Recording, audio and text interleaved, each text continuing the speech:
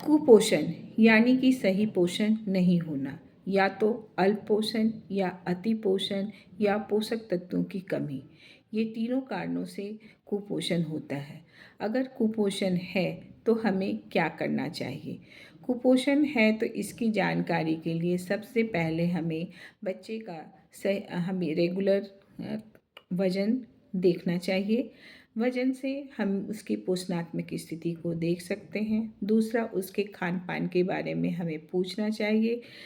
तीसरा कि उसका क्लिनिकली देखना चाहिए कि कोई चेंजेस उनके शरीर में फिजिकल एग्जामिनेशन करके देखना चाहिए कि बच्चे में कहीं एनीमिया तो नहीं है, वर्म इन्फेस्टेशन तो नहीं है, बीमारी के लक्षण तो नहीं हैं।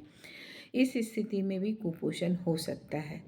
तीसरा हो सकता है कि पोषण नहीं मिलना, यानी कि फूड इनसिक्योरिटी की वजह से भी बच्चे का पोषण सही नहीं होता है।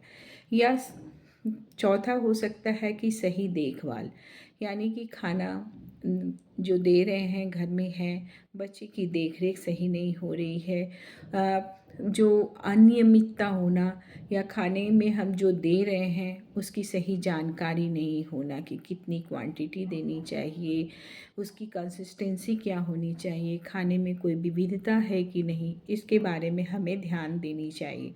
तो इस वजह से भी कुपोषण होता है। तो कुपोषण के लिए क्या करना चाहिए?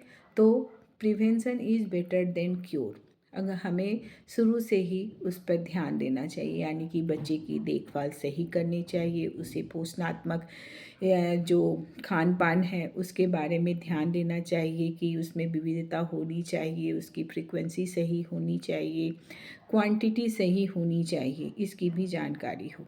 तीसरा, रेगुलर हेल्थ चेकअप कराते रहना चाहिए। चौथा, जो बच्चे का टीकाकरण है, रेगुलर टीकाकरण कराना चाहिए। और अगर कोई बच्चे में बीमारी के कोई लक्षण दिख रहे हैं तो तुरंत नज़दीकी स्वास्थ्य केंद्र जाना चाहिए। वहाँ पे बच्चे का पूरा न्यूट्रिशनल असेसमेंट कराना चाहिए।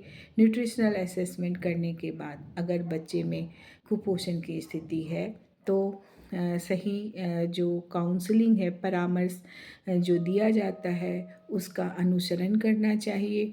अगर बच्चे को ज़रूरत पड़ती है कि उसे स्वास्थ्य केंद्र में एडमिट करना है तो उस पे भी ध्यान देनी चाहिए, क्योंकि बच्चे का स्वास्थ्य बहुत ज़रूरी है।